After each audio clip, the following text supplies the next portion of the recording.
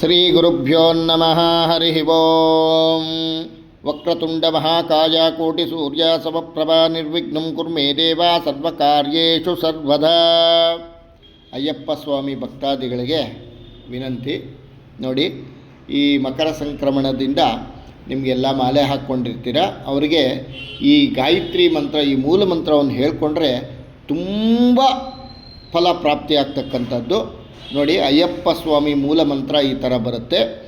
ಓಂ ಹ್ರೀಂ ಹರಿಹರ ಪುತ್ರಾಯ ಪುತ್ರಲಾಭಾಯ ಸರ್ವಶತ್ರುನಾಶಾಯ ಮದಗಜ ವಾಹನಾಯ ಓಂ ನಮೋ ಮಹಾಶಾಸ್ತೆ ನಮಃ ಅಂತಕ್ಕಂಥ ಈ ಮಂತ್ರವನ್ನು ಕೇಳಿಸ್ಕೊಂಡ್ರೂ ಸಹ ನೀವು ಹೇಳ್ಕೊಬೋದು. ಆಮೇಲೆ ಇನ್ನೊಂದು ಏನಾಗುತ್ತೆ ಅಂದರೆ ನಿಮಗೆ ಮಾಲಾಧಾರಣ, ಏಕೆ ಅಂದರೆ ಅನ್ಯತಾ ಭಾವಿಸಬಾರ್ದು ಯಾರೂ ಸಹ. ನೋಡಿ, ಮಾಲೆ ಹಾಕ್ಕೋಬೇಕಾದ್ರೆ ನಮಗೆ ಈ ಮಂತ್ರ ಬರ್ತಕ್ಕಂಥದ್ದು ಧಾರಣಾ ಮಂತ್ರ ಅಂತಕ್ಕಂಥದ್ದು.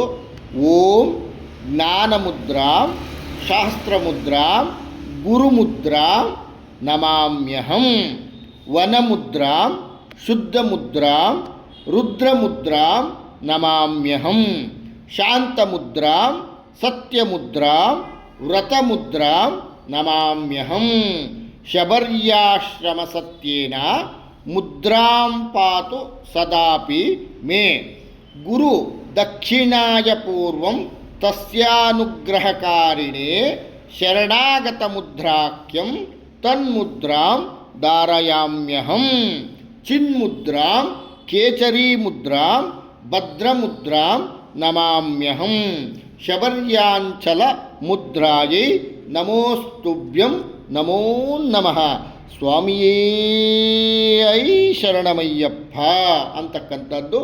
ಈ ಮಂತ್ರವನ್ನು ನಾವು ಹೇಳಿಕೊಂಡು ಮಾಲೆ ಹಾಕ್ಕೊಂಡಾಗ ನಮಗೆ ಯಶಸ್ಸು ಸಿದ್ಧಿಸುತ್ತೆ. ಆಮೇಲೆ ಮಾಲೆ ಹಾಕ್ಕೊಂಡ್ಬಿಡ್ತೀರ.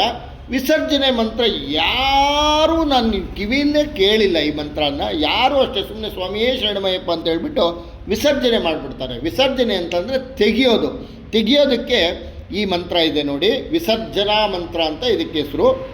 ಓಂ ಅಪೂರ್ವ ಮಚಲಾದೋಹಾತ್ ದಿವ್ಯ ದರ್ಶನ ಕಾರಣಂ ಶಾಸ್ತ್ರಮುದ್ರಾತ್ ಮಹಾದೇವ ದೇಹಿ ಮೇ ವ್ರತ ವಿಮೋಚನಂ ಅಂತಕ್ಕಂಥ ವಿಸರ್ಜನಾ ಮಂತ್ರ.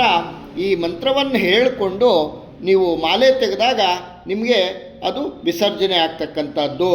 ಆಮೇಲೆ ಒಂದು ಮಂಡಲ 48 ದಿವಸಗಳ ಕಾಲ ಬ್ರಹ್ಮಚರ್ಯನ್ನು ಆಚರಿಸಿ ಇದನ್ನು ಪಾರಾಯಣ ಮಾಡ್ತು ಅಂತಂದರೆ ಈ ಮೂಲ ಮಂತ್ರ ಹೇಳಿದ್ದೀನಲ್ಲ ಅಯ್ಯಪ್ಪ ಸ್ವಾಮಿದು, ಎಲ್ರಿಗೂ ಒಳ್ಳೆಯದಾಗತ್ತೆ. ಸರ್ವೇ ಜನ ಸುಖಿನೋ ಭವಂತು, ಸಮಸ್ತ ಸನ್ಮಂಗಳಾನಿ ಭವಂತು.